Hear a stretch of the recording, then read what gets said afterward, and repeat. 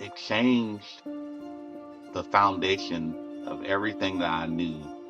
Even people that really think that they don't know, and they don't know by their own design.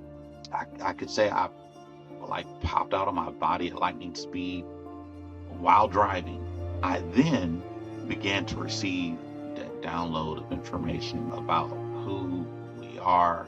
A lot of things in the Bible are encrypted, which means you got to really dig to find it. We are in awe, like whenever you hear about alien sighting, the ship was moving so fast, it was breaking all the laws of Earth.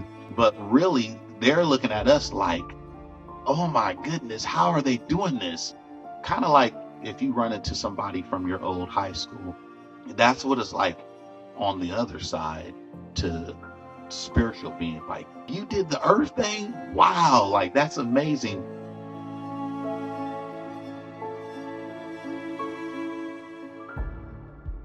While suffering extreme heat, Minister Ashe had a profound out-of-body experience that gave him a download of information about life, death, and the afterlife. In this video, he shares 5 lessons he learned. And we will get into that very soon, but first, Minister Ashe shared his first spiritual experience, an incredible encounter with an angel. And thank you to Mindset. Wake up motivated with the Mindset Daily Motivation app and start your day with new motivational alarms.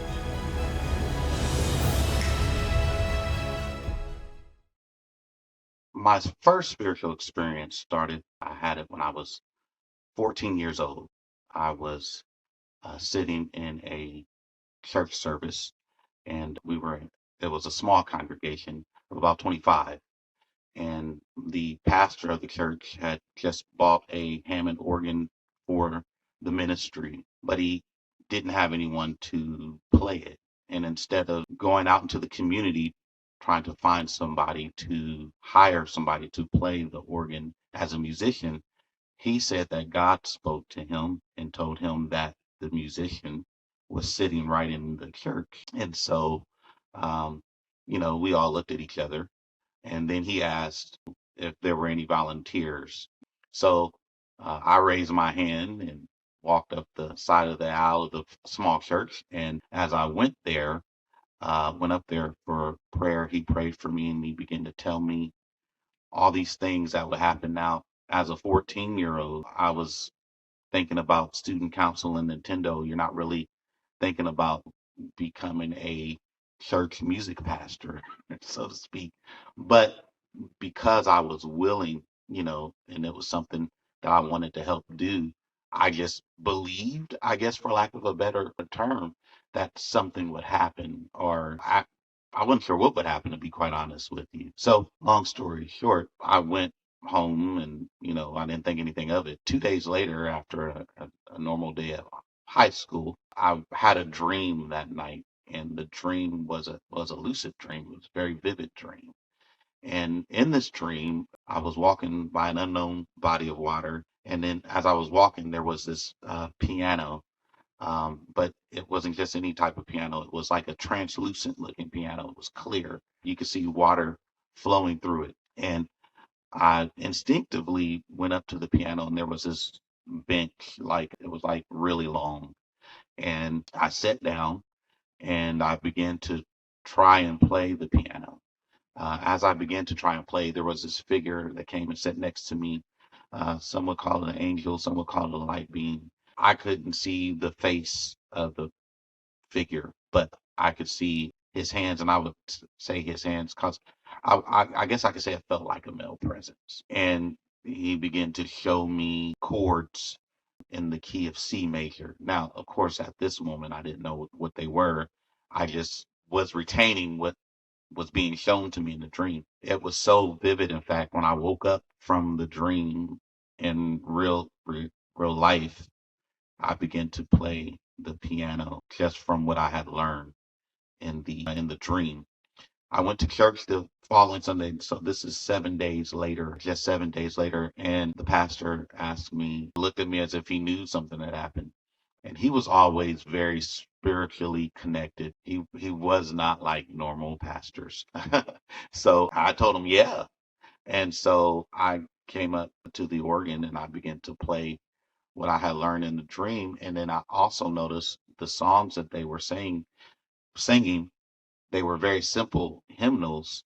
And so the chords that I had retained the knowledge on how to play, I was able to put those with the simple hymns that were being sung in the church. And everybody was astonished. So that was my first experience. Okay, so can you tell me about the day of your out of body experience? It changed the foundation of everything that I knew for the past 30 years, of ministry. You have to understand, with a background in biblical studies and also a background in music education and theology and all the ministry studies it just turns it all upside down on its head. And you're like, so that's kind of the disclaimer.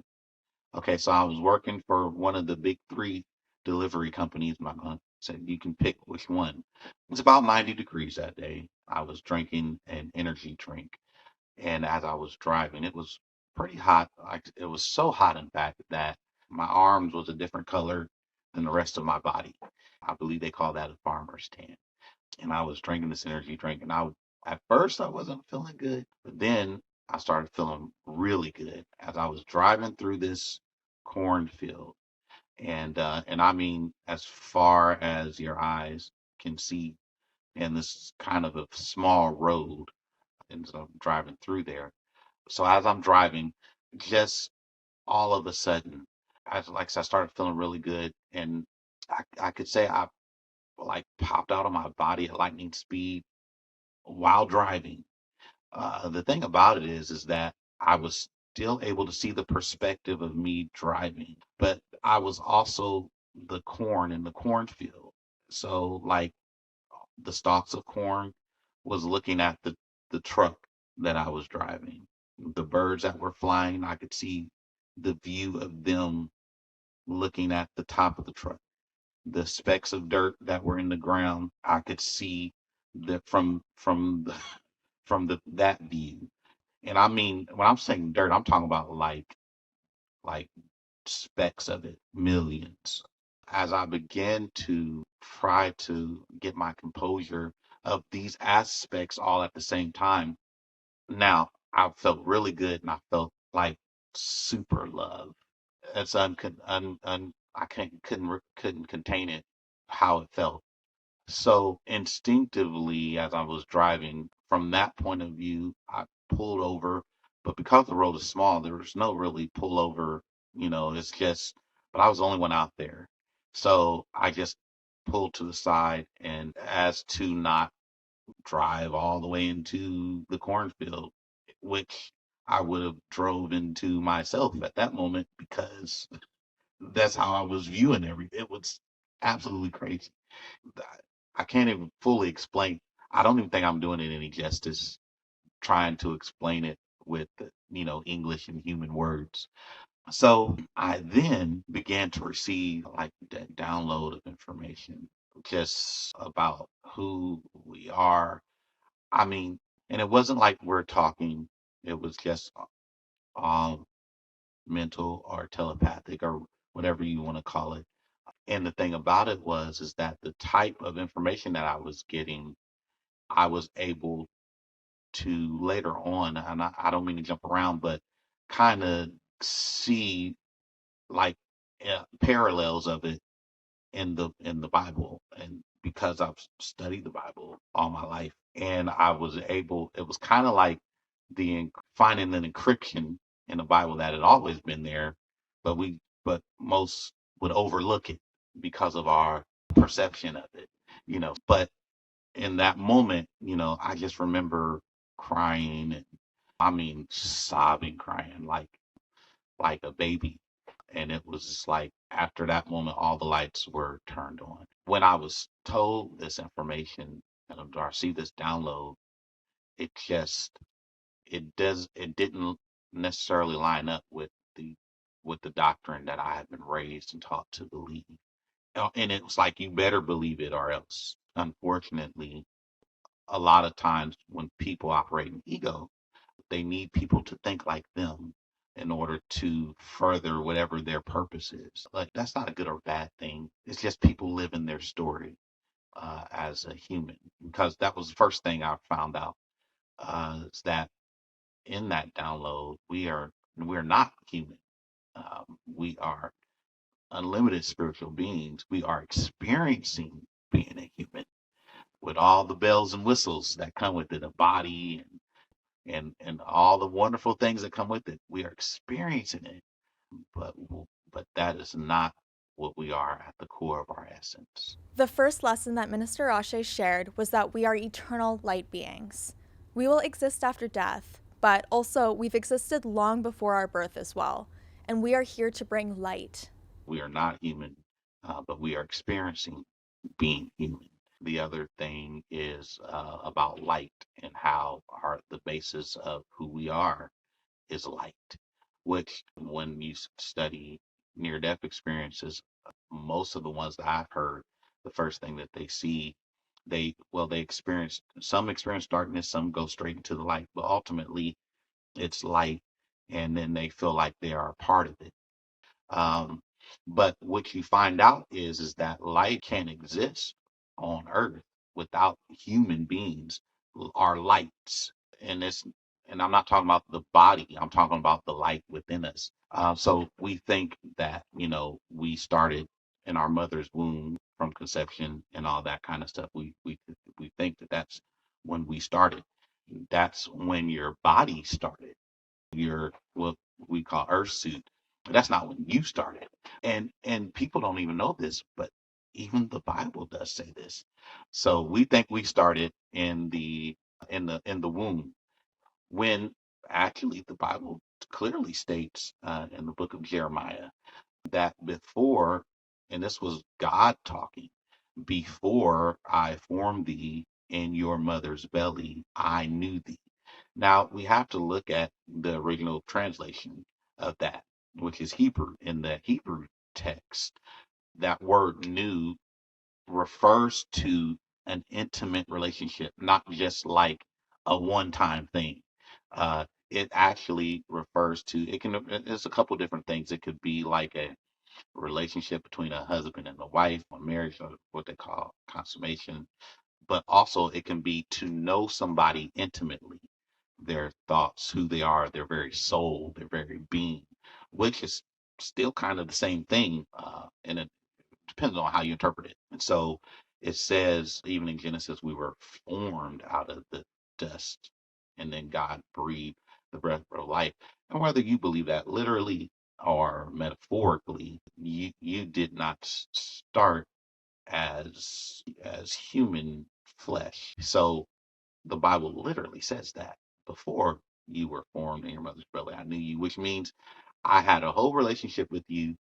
We the the whole thing about you being a human was actually discussed. We worked it out, and that was another thing. So downloads definitely would come after that experience, and then spirit like other major spiritual experiences happen too, after that, and they still happen, you know.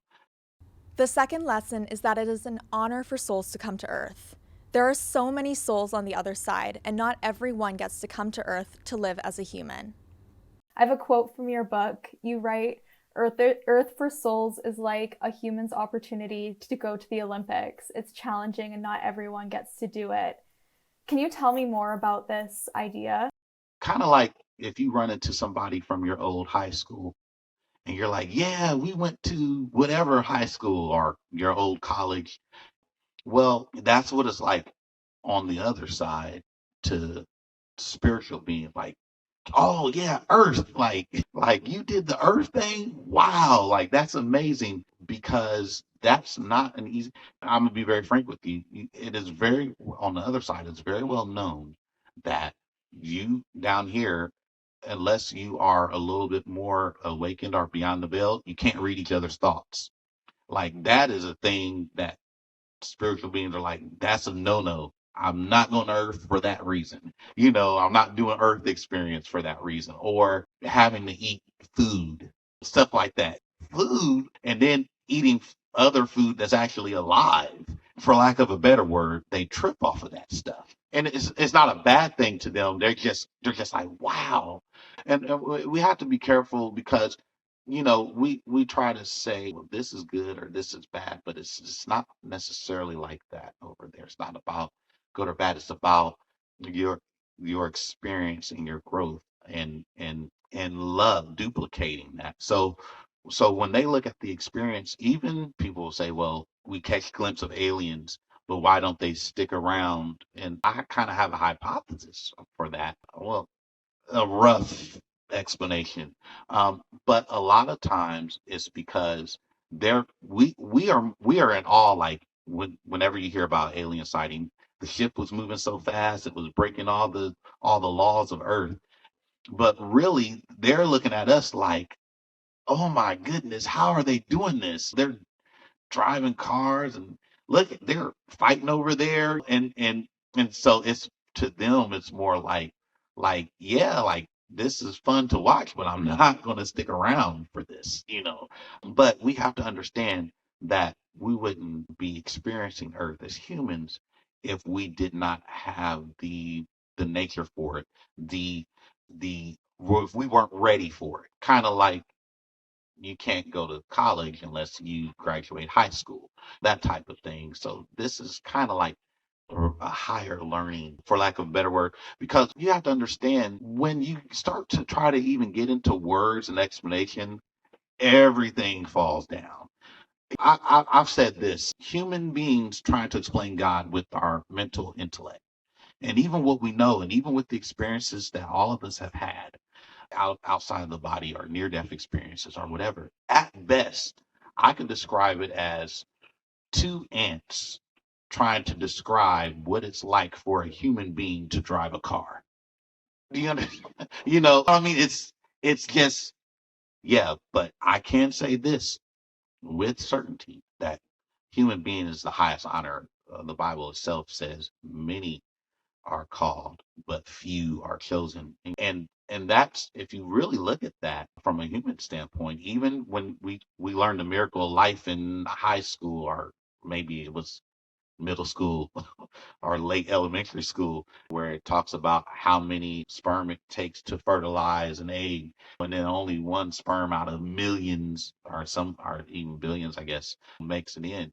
Well, that sounds like chosen to me. You know what I mean? You know, and so it's a lot of souls, but very few human bodies, human suits. Lesson 3. We're all inherently spiritual. Some of us humans on Earth know that we are spiritual beings and had planned for that before coming from the other side. Others specifically planned not to know about their spirituality and not to be connected to the other side. Why would some people not want to know they're a spiritual being? People that usually are that, no matter what they do, they cannot not be that, no matter what you tell them. So to know that love and that truth would actually make you go crazy. It'll make the experience harder. So part of their agreement is, I don't want to know any of this. I don't want to know, about all this love, all this stuff, because some people are here to experience what they are not, because we are all love, all of us. We are love, we are light. But how do you know that you're that when you're not that? you know, the guy who wrote the book Conversations with God, Walsh, I believe that's his name, said something about, and I'm just paraphrasing. Oh, if you're in a white room and everything's white and you're white and everything you see is white, how do you know that you're white? You don't. Some even talk about like an appreciation factor for the other side. And of course, there's levels to that, but those levels, a lot of that has to do with the fact that you're an actual universe and you create a lot of that stuff outside of the body anyway. And my experiences and my theologies or my downloads have not gone deep enough to get into that. And on some level, even I don't want to. And the reason why is because I've got things to do here. And if I get too caught up into, like I'm still a father of 8 and a husband. I still have to work a regular job. I still have things I have to do. If you take a dive into that stuff and go too far in it, you might miss what you are actually here to do. You understand what I'm saying? Because it's really about the life that you live. For instance, and this is in the Bible as well. Okay, let's go to, even if you go to Exodus, right? Let's go to Exodus, and we can go to Moses. Everybody knows the story about Moses. Most people do. They've seen the Prince of Egypt, right? So what was the basis of that, right? God gave Moses a plan or a mission, right? But here's what was interesting. The other thing that he said to Moses is, okay, I'm going to send you on this mission and to go tell Pharaoh to let my people go. But this was what was interesting. God told Moses that I will harden Pharaoh's heart. So you have God sending Moses on a mission. And he tells Moses, now I'm going to send you on this mission, but I'm going to throw the monkey wrench in the mission, and I'm going to harden Pharaoh's heart. Okay, so that sounds like an agreement between God and Pharaoh. You see what I mean? Because under normal circumstances, and if you read the Bible, Pharaoh loved Moses. They were raised like brothers. In case you didn't know, they were raised like brothers, and they had a very close relationship. Moses used to be the advisor for Pharaoh. So now Moses is coming to him as the kind of the deliverer for the Hebrews. God says to Moses, I'm going to harden Pharaoh's heart. That's an agreement on Pharaoh and God's part. Look, I need you to play the villain. Why? Because through your villainy, all this other great stuff is going to happen. And so for people that say, well, that's not in the Bible, it actually very much is in the Bible. A lot of things in the Bible are encrypted, which means you got to really dig to find it, to understand what's really being said there, and the mentality of people when it comes to that, they don't want to face that stuff. Well, I have to, you know, who would want to be a villain? I don't know. But what I do know is that people choose, and because they're around, or who would want to be poor. You see what I mean? That's an agreement. Jesus told his disciples, he said, the poor will always be with you, always. So no matter what you do, no matter where you go, there's always going to be. Now, he wasn't just saying poor as far as money. This wasn't just talking about people that didn't have enough money to pay their bills or live in a house. This also meant poor in spirit, people who will never come to the understanding of who they really are. Matter. There's levels to this, Lauren. Is levels because even people that really think that they don't know, and they don't know by their own design of knowing. Lesson 4. We are already masters, we just have to believe it. I found it really interesting how Minister Ashe brought spirituality into the ideas of mastery, success, and motivation. I want to talk about the chapter I wrote, How to Become an Ascended Master, because that's the question, right? Like, how do we do it? How do we get there? But even in the question in and of itself is what allows you mentally kind of not to be, because the truth is that you already are. So, I'll get to some things that will help those understand. So, as a musician in music, a lot of the best musicians are the ones that don't have to do a whole lot. Now, I've played gospel, I've played country, I've played jazz, I've played classical, but the best musicians that really get a lot of recognition are not the ones that do all the tricks. It's kind of like less is more, right? Well, although the more is impressive, but it's only impressive to other musicians. At the end of the day, people, normal people, only want songs that they can sing along to when in their car. So, what do I mean by that? We try to overthink the experience when the experience in and of itself is already an extended experience. Many are called, but few are chosen. This is also why Jesus said, the works that I do and that you shall do, and you shall also do greater works than these. And why? Because of who we are. He was showing us the way. One of his disciples, Peter, when Jesus was walking on water, well, Peter walked on water but by seeing Jesus walk on water. And it didn't say Peter walked on water because of the power of Jesus.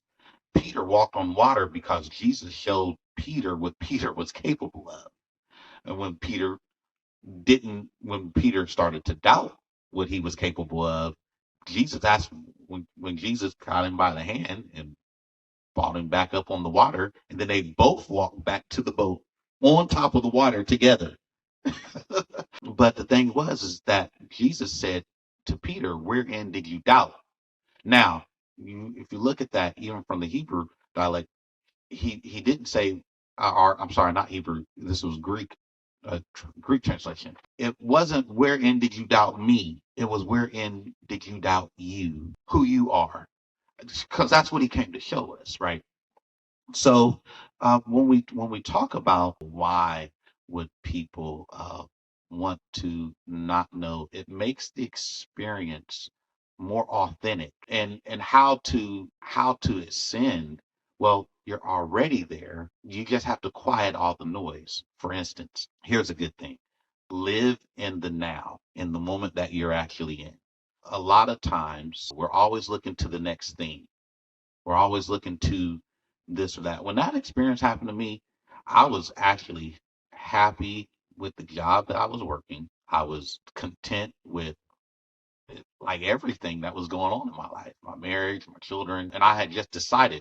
Now, the Bible says this: I have learned in whatsoever state that I am in, therefore to be content. There's another scripture in Philippians, the fourth chapter, that says, finally, my brethren, whatsoever things are just, whatsoever things are honest, whatsoever things are lovely, if there be any virtue, if there be any praise, think on these things. Notice the things that it said to think about, the lovely things, the honest things, just simply appreciating where you are in the day that you're in actually takes you to that place. Because as long as you're always wanting, we create that, things to want. I want this, I need this because this person has this, or I want this, I need that. But the Bible says, now faith is the substance of things hoped for and the evidence of things not seen. The key word there is now, right? Don't put off your dreams or your goals, even if it's something big that you want to do. You know, do something small towards it right now, today. And also, this is the other thing: anything that you can see in your mind that I want to accomplish this one, if you can see it, that's because it's there. That's because it's real. Because that reality is actually more real than this reality. Everything that's ever been created has been created twice: once in spirit, and then in the human reality, right? Everything. Because even if you write a book, it has to come from it has to be created there first. If you can't see it, if you can't visualize it, it'll never ever happen. Even if you want to go from your house to your job, you have to see yourself try getting there. Now you do a second nature, it's almost simultaneous. And that's the same thing with faith. That's the same thing with manifestation. Faith is a muscle. It has to be exercised. So you exercise it. Like when you working out in the gym, you get bigger muscles the more you do it. And rest too. I'm not a personal trainer, but that's what I've heard. Right. If you want to have a more spiritual experience, the first step is to appreciate where you are and what you are doing, regardless of what's happening. So it's finding the good in anything. I don't care if it's just you got to have a drink of your favorite lemonade or whatever it is. Somebody didn't get lemonade today. Or if it's simply hugging your child, because if you notice, how happy pets are, like specifically puppies or dogs, right? Do you notice how you can be with them and then leave, and then 5 minutes later come back and they're wagging their tail and jumping all over you, right? Because they appreciate. To them, nobody told them, no, you're supposed to wait a couple of days before you get that happy again. That's human thinking. You see what I mean? So it's what we tell ourselves. So when we talk about ascension or something like that, that's just the ego wanting to give ourselves somewhere to go. And the reality is we've already been there. Matter of fact, we're there now because even though we are focused on the human experience, even the Bible says this, and like I said, it's very encrypted. But the Bible says we are seated in heavenly places with Christ, right? So what's that saying, right? We're there. Seated is foundational. That means that's where you are. A lot of people don't know this because where I'm from, these aren't really talk like that. You know, some of them do, but it's all, and then the way it's interpreted, the foundation of who you are is spiritual. Even when we're wrestling with manifestation, we want things to happen, right? And we think that it has to do with the employer on the job or the government or something like that, right? Well, the Bible clearly says you wrestle not against flesh and blood, but against principalities, spiritual things. These are in high places. Do you know why? Because you are in a high place. Lesson 5. Prayer works, but there is a special agreement that makes it successful. Prayer is a very real thing, and the way you do it is up to you. You can be driving in your car or jogging or working and just in your mind say what you feel, but be for real about it, and God will hear you. And I'll say this: when you do pray, know what you're asking for, because some things that you're asking for is not what you are asking for, because you don't know what's all in comes with what you're asking for. For instance, somebody could say, well, I want to be married to whoever forever. Say you're married, I want my marriage to last forever, right? And then you go and you pray, I want to be a billionaire, right? But because you really want to be married forever, and source knows that if you become a billionaire, you might not be married forever, more than likely, because of where your heart is.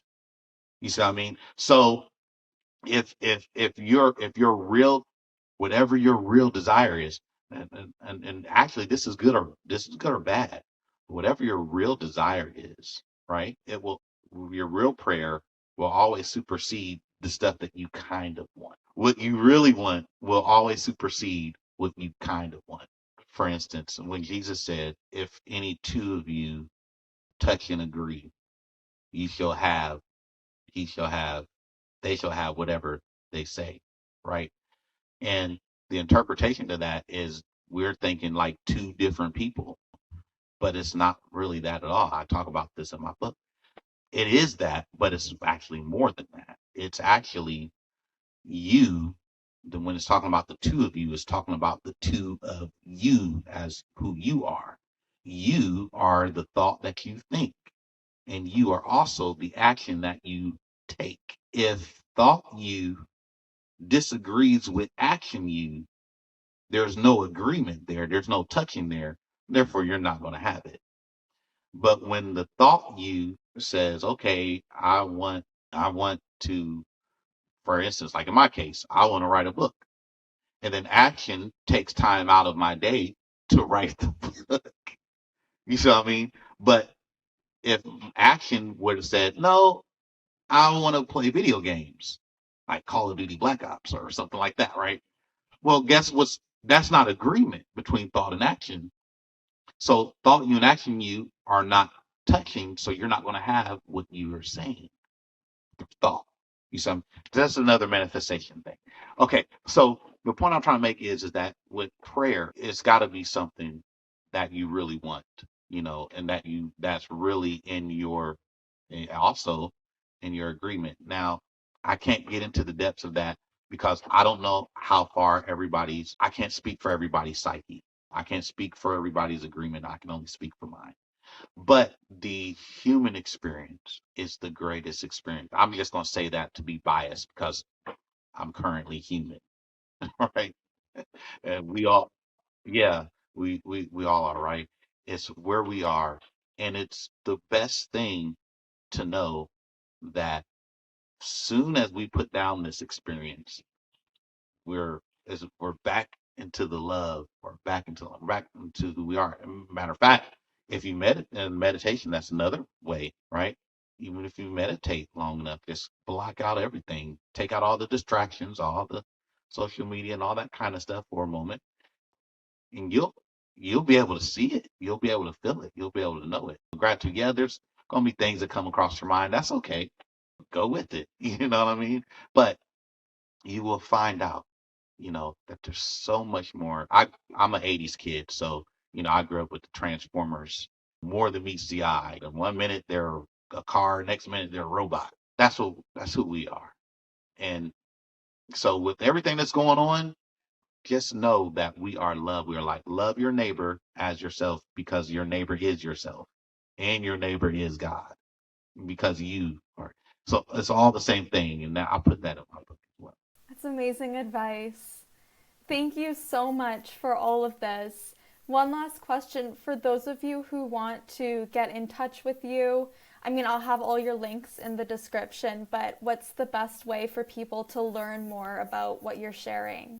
Yes, of course, the book, You Are God Pretending That You Are Not, is on Amazon, Kindle, under Minister Life. Because certain discretion, I use a pseudo author name, um, but really my last name, Ashe, means life. So, uh, but that was why I did that. Um, the other thing is my email. So it's klife6777. So klife6777 at Gmail. And feel free. I'm a life coach as well, so I can come and speak. And I still do ministry a lot. I still am a very accomplished musician. I've played for a lot of celebrities and stuff like that. Those are ways to contact me. These are some of the lessons that Minister Ashe was downloaded with during his profound out-of-body experience. I really hope that you can find them helpful and comforting in your own life. A sentiment throughout everything that Minister Ashe learned was that we are eternal, wonderful, joyous beings, and that there is so much peace on the other side. Thank you so much to Minister Ashe for this interview, and thank you for watching this video. Most of the people who watch our videos aren't subscribed to our channel, so please click that button. It really helps us out.